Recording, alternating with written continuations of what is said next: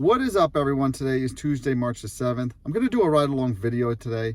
I tried to do one yesterday, but I ended up scrapping the video because it was very slow and I ended up going home early. It's about a few minutes to 10 right now, and I'm going to head into Costco. It'll be my first order of the day. I plan to do Instacart, Doordash, and Uber Eats today, and I want to talk a little bit about Doordash. Costco was a big fat zero for me today. I waited there for about 20 minutes looking for an order. I didn't get one, so I started doing some shopping for myself while I continued to look for an order.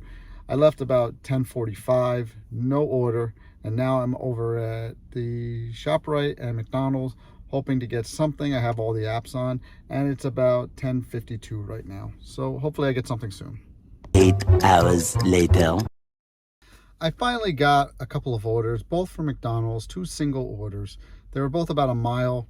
They paid a total of $10 combined. One was $4.50, the other one was $5.50. So it's really slow. I'm taking what I get.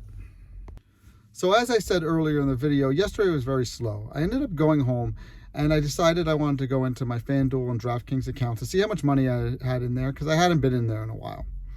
So I was in my DraftKings account and I decided I was going to play a little bit just because I was bored. So I went to the money wheel and I wasn't playing much. I think I was playing like $4 a spin, and I had it like divided up over all the possible winners, 50 cents on every one. They have a 7 multiplier on the wheel, and the 7 multiplier hit.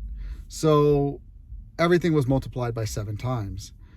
The 7 multiplier hit a second time in a row, and I had 50 cents on the 40 chip.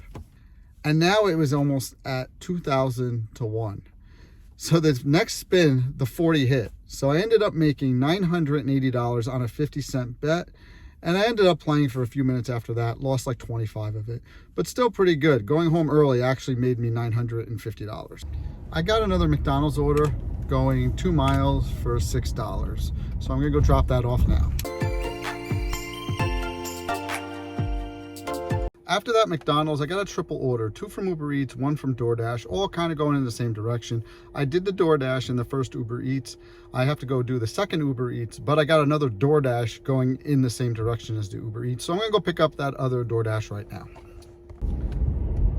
So after a slow start to the day, the first hour I didn't do anything. The last 2 hours, I've made about $65, and it's all been with Uber Eats and Doordash. I still haven't done an Instacart yet.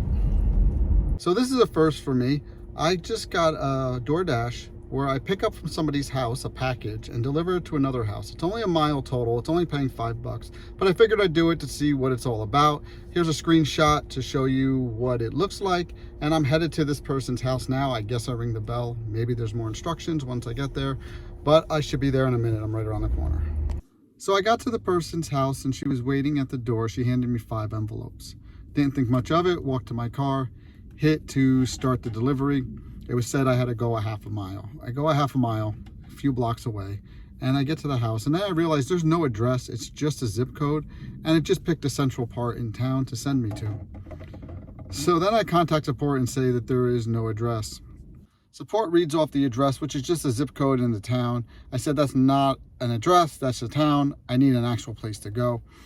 And it was supposed to go to a US postal store, but I didn't want to guess at where this thing goes or whatever. So they told me to bring it back to the person's house and they would give me double pay. Well, I was only a half a mile away from the house. So I went back, left it there, took a picture, sent it to them, and they paid me twice. If the person actually put in the address, then it would have been easier, but it was a guessing game at that point.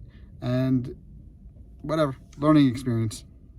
Last night I got an email from Doordash saying that I can reset my acceptance rate and work to get to the high priority, high paying order program. 10 minutes later, I got another email saying I was already in it, even though I only have a 5% acceptance rate. So I was like, whatever, okay, didn't think much about it.